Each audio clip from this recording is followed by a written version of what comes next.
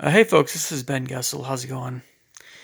I'm a little tired at the moment. This entire year I've been having church at 9 in the morning, so I don't want to hear anybody tell me that I'm lazy or that I'm slacking off in a church attendance sense. Because believe me, that's not easy to do that.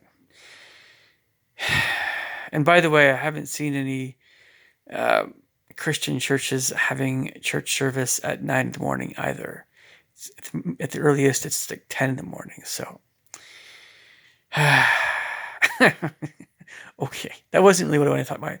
That wasn't really what I wanted to talk about, but it's a good intro, I suppose, because everybody wants to know about this stuff. It's funny, all the things that some people say you shouldn't talk about on YouTube, it's the same kind of stuff that people want to hear.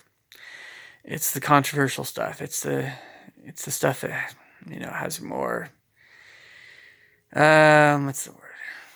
It just catches the eye more. But it shouldn't.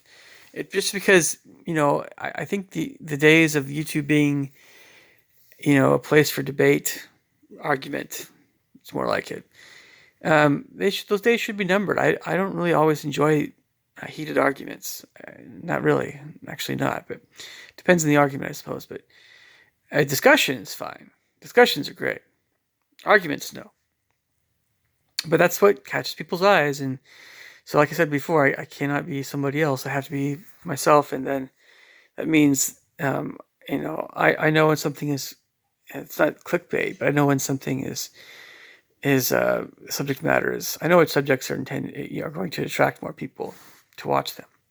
But again, I'm not making this video to get more views. I'm making this video because I think it's, I had an angle on the subject I'm about to talk about that a while back that I thought was pretty good. But this one I think might be even better. So this has to do with religion. And I was going to go into a lot of detail regarding my life, and I'll still do that. Because when you talk about religion outside of your own life, well, it becomes something like a theological lesson and doesn't have as much weight sometimes, or as much meaning.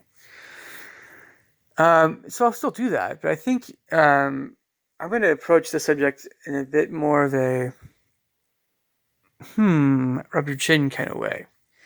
So again, not really theological, but something that should make a lot of sense if you think about it. The more you think about it, the more it should make sense. So, yeah, religion. Specifically, my religion, what I stand for. But it isn't always important what the name is. The important thing is what it means.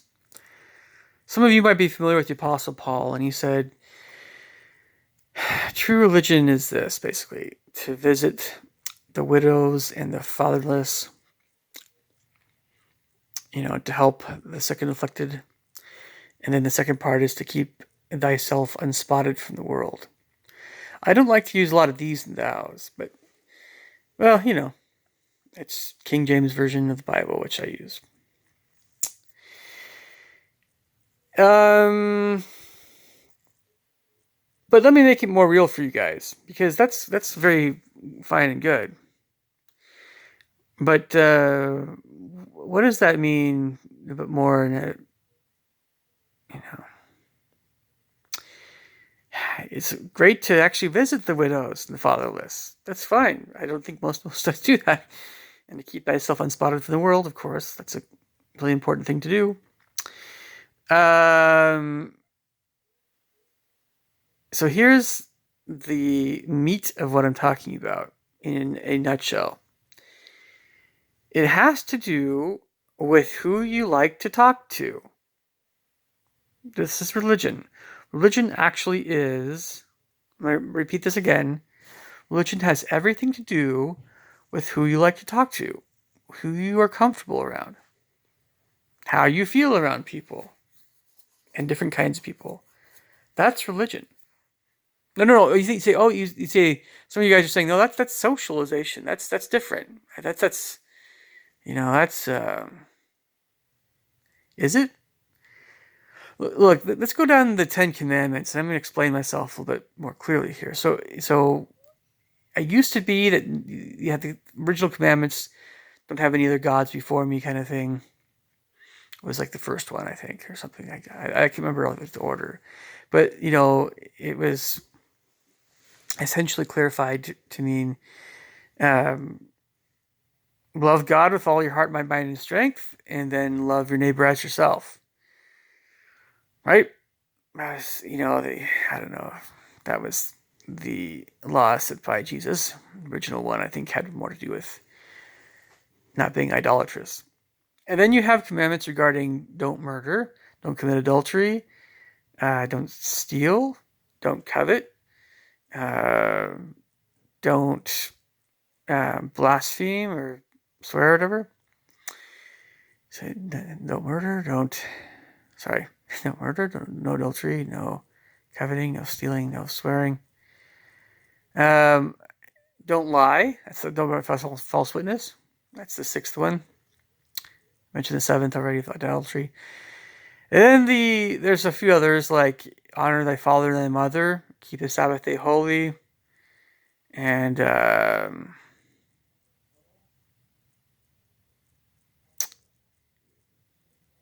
gosh darn it, what was that other one? There's one more. Something, but you guys get the idea, right?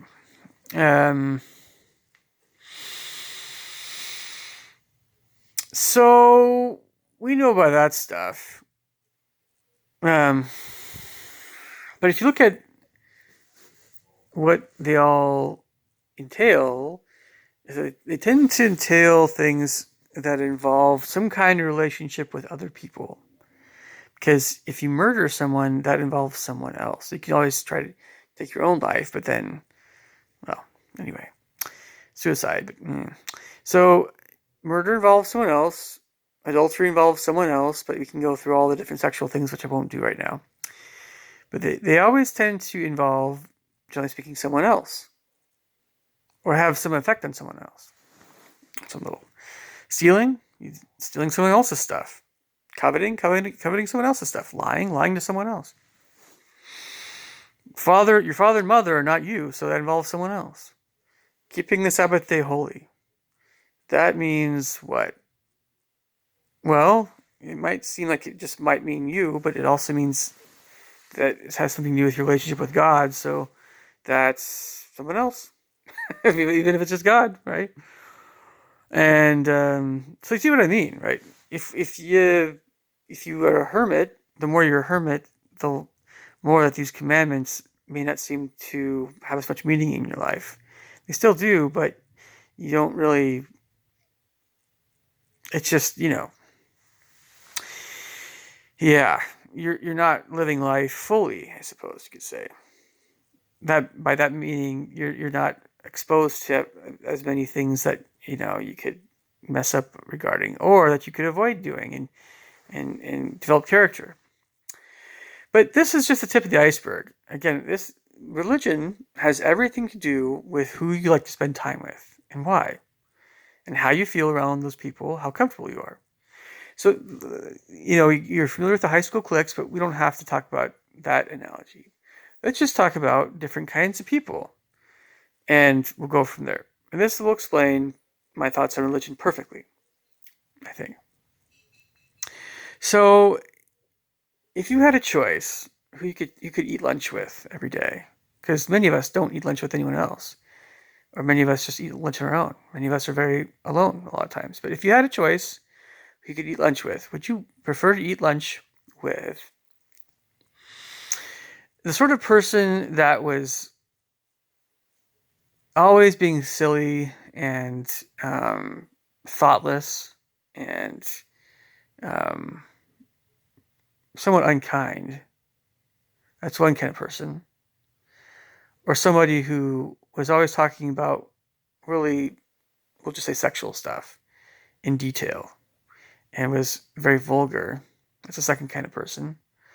Or would you like to have lunch with someone who was, well, let's just say they're a bodybuilder, and I'm trying to avoid stereotypes, but they were usually talking about nutrition and lifting weights and maybe they were okay, but maybe they were kind of a bit of a jock personality.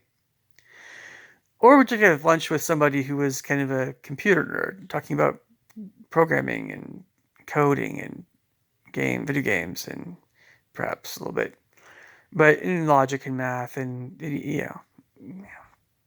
and or would you spend time with somebody who was very creative and always doing creative things, and imaginative and artistic and musical things, right? Or would you like to spend time with somebody that was usually very sensitive and always thinking about other people, but always in a way of, in the sort of train of thought of how can I help this person, or what can I do for this person, or um, trying to support other people, but maybe they're a little bit cautious, maybe a little bit sensitive and timid. Or you can just keep, there's all kinds, there's billions of people on the earth. So that's just the, a short list. You could also go into the kinds of people that um, are very upset by something usually, or maybe they've had some rough relationships in the past, so they're very guarded about men or women, either one, or they are very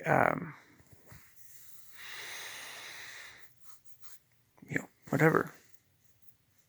Or somebody that just seems to like animals a lot. They always have a cat or dog around them, and they smell like dog or cat. you know, or somebody that is a chef and they're chubby and they love flavors and different flavors of foods, and they're always a pretty jolly person. And so there's, if you think about it, we all understand that we like to spend more time with people that we have more in common with in our interests. And then also we also like to spend more time with people that share our have a similar kind of character.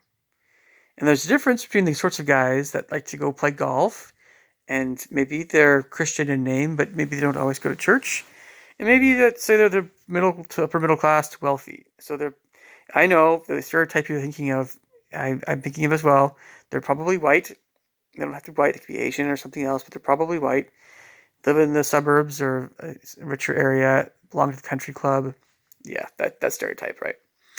Protestant Christian, maybe Catholic, and yeah. But there's a difference between those guys, and the guys that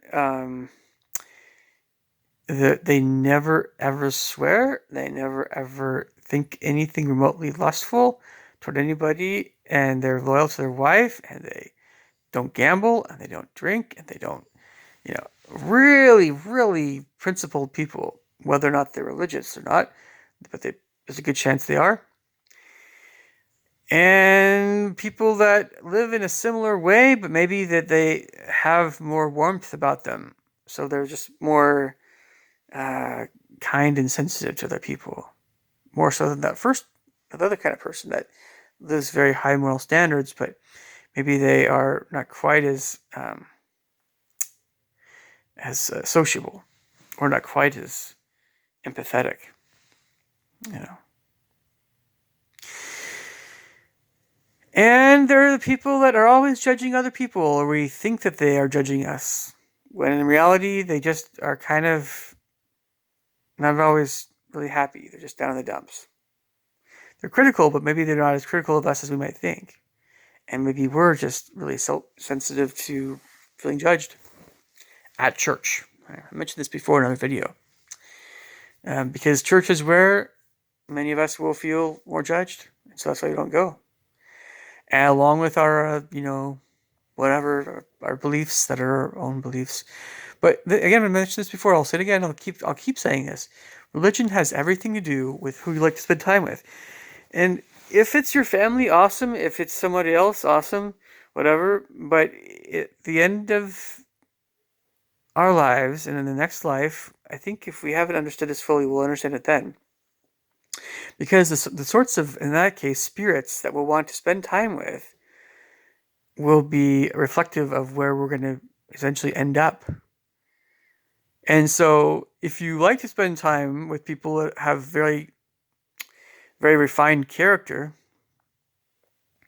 then you need to have really refined character yourself. Otherwise, whatever is amiss in your character at some point will become more evident. At some point. Um, so you can, get into all the details about all that stuff, But, there's just a lot of different dimensions to character. There's a lot of different sides to it. But it is true that some people radiate um, heavenliness. Or, if they don't necessarily radiate heavenliness, they have some element of godliness about them. And for those that don't feel like they're that way so much, I think that you are underestimating how good of a person you often are. The only people that really don't have any light about them, godliness, are people that are obsessed and thinking constantly about evil things. And that's their life. So the only reason, everything they do is well, it might show itself in a lot of different ways. But, yeah, some trains of thought are very foreign to my whole nature. I've often wondered, how can somebody be especially evil, right? It's so few in number, but so many of us are maybe kind of in some kind of middle ground, right? Well, okay. So I want to get this out of the way. Talking about all this stuff, I just want to get this out of the way first off. So we don't have, nothing is guaranteed. Nothing is guaranteed until God Himself says this. You're guaranteed. You actually have to see Him say that to you. It has to be like something where, a lot of people assume that everything's taken care of as far as they're going to heaven. No. It's it's our whole lives, right? Now, there's a few prophets out there that have been sanctified to the point where they're calling and election has been made sure. Their calling and election has been made sure. It's a Mormon phrase, I know. But that's like hardly anybody, has ever had that happen to them. And so we have our whole lives to develop our character. And of course, the older we get, the harder it is to change character. To one extent to another. And it's just, it's not like we have the judgment bar of Christ. It doesn't come right after we die, but it's just that we don't know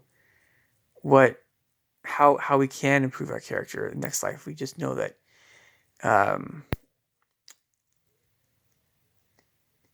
we should get going on that now. But okay. So there's a lot of things. So now that you understand what real religion is, because you can talk about theology all day, but this is really what it means. It's because it's like if the goal end all be all of everything you're doing, but if you're living commandments, why are you living the commandments? Well, you want to live in heaven again. Why do you want to live in heaven again? Well, so you can be around people that are heavenly, right? So if you don't want to be around, what does that mean exactly? Does that mean people that are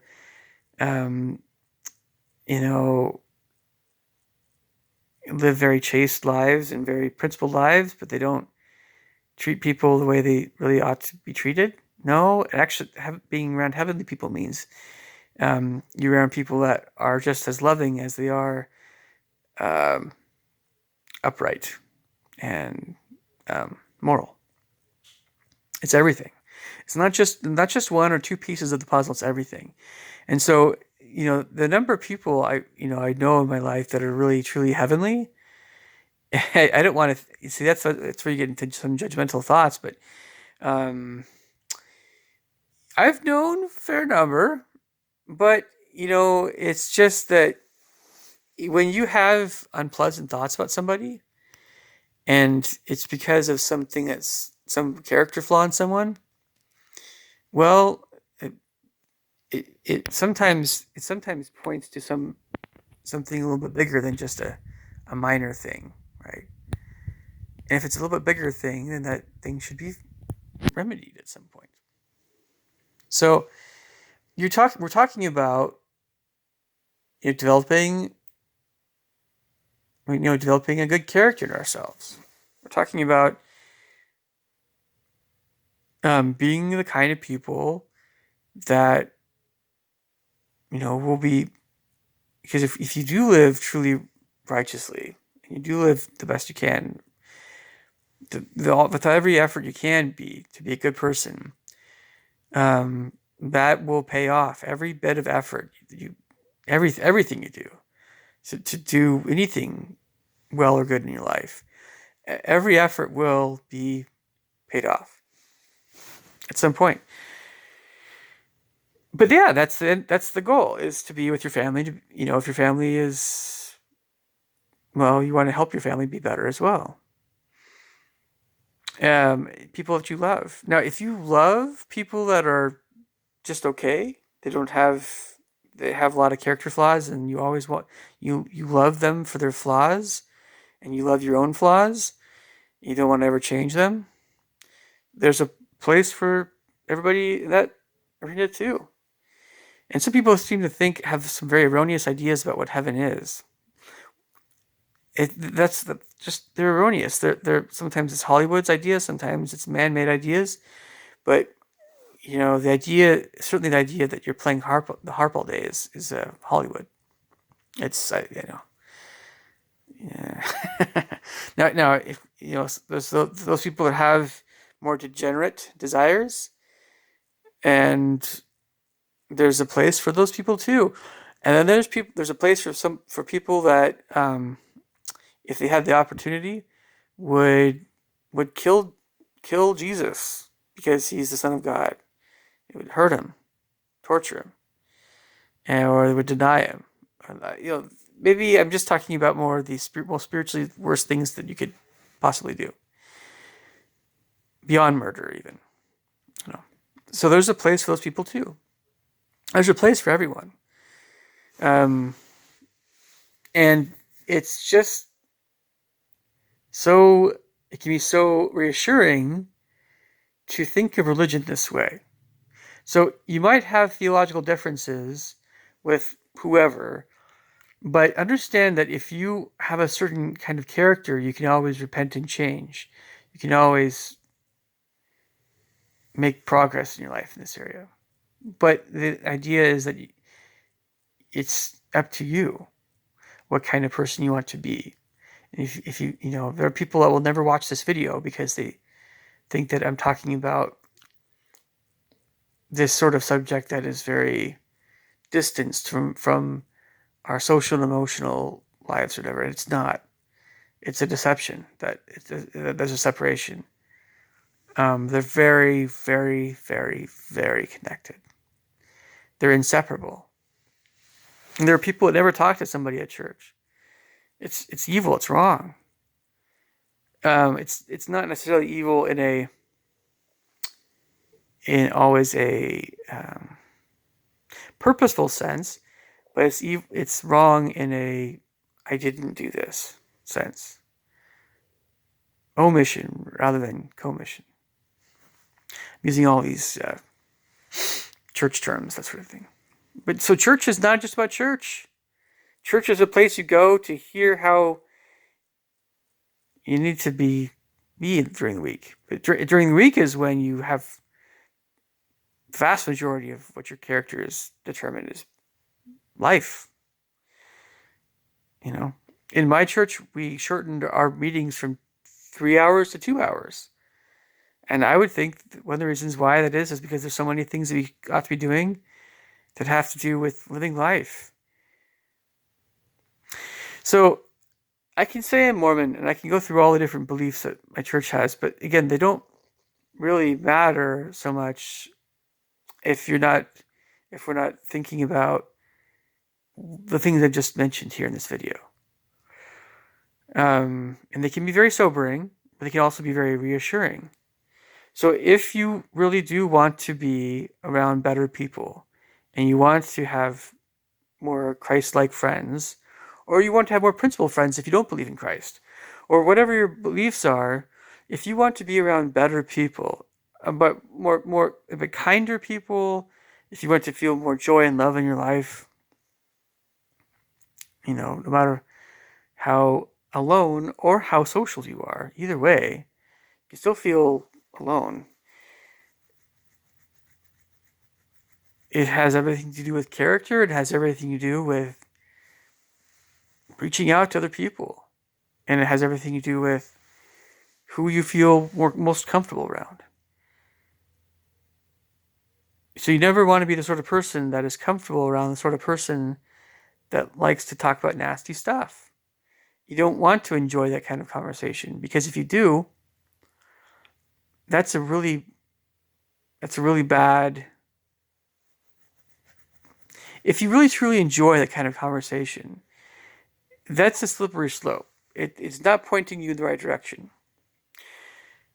Because you'll find that if that's what you enjoy, those are the kinds of people that you're going to end up spending time with. You're not going to feel comfortable around people that will chastise you for talking about that stuff. You don't want to be chastised. You're going to want to feel comfortable talking about what those other things. At first, maybe it was tolerance. Maybe it was, oh yeah, they're more real, more for real. And just some things, get worse over time. Can get worse over time. Other things can get better. It's something to not dismiss. It is a very real thing. Our characters. And that is what religion is, folks. So I hope I made myself very, very crystal clear. Don't feel judged. Just know that, who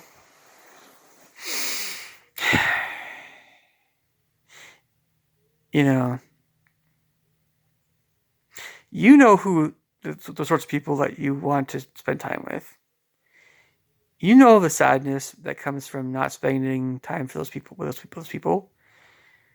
It should be a desire, right? It's people that you miss that are dead. It's people that you miss because they're not in your life right now. They're living somewhere else. Whatever it is, it's on some level, I'm talking about real stuff here. This is not fake stuff. The commandments don't matter as much, again, if you aren't living life more fully. To whatever extent. Maybe you're working night shifts and stuff. You're sleeping during your day, and there's all kinds of life situations that are very hard to go through. But okay, so I think I said my piece here. This is what religion means. This is what heaven means. This is what hell means. Heaven and hell have everything to do with the sorts of people that you prefer spending time with. All right, I'll catch you guys later. Take care. Bye.